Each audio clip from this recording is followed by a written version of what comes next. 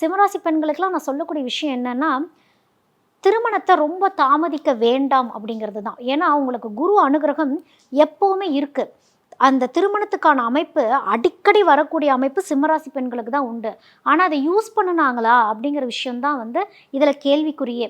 நல்ல நல்ல life partners அதாவது வரன்கள் அதிகமா வரக்கூடியது சிம்மராசி பெண்களுக்கு தான். நெறைய அதிக வரன்களே வரும். அந்த வரன வந்து வேண்டான்னு சொல்லி ரெஸ்ட்ரிக்ட் பண்றதும் சிம்மராசி பெண்களா தான் இருப்பாங்க. ஸோ அது பண்ணக்கூடாது. அதாவது குருவ ரொம்பவும் அலட்சியப்படுத்தக்கூடாது.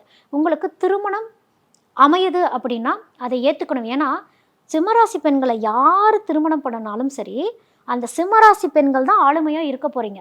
அதனால அந்த பயமே உங்களுக்கு வேண்டாம். நான் போய் கஷ்டப்பட போறேனா? அப்படின்னா, யார திருமணம் பண்ணக்கூடாது அப்படின்னா, நீங்க நெருப்பு ராசியே ஆனாலும், மேஷமும், தனுசும் வேண்டாம்.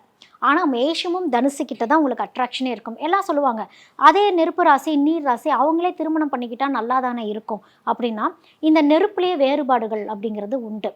அதாவது மேஷ ராசியோட நெருப்பு தன்மைங்கிறது வேற. சிம்ம ராசியோட நெருப்பு தன்மைங்கிறது வேற.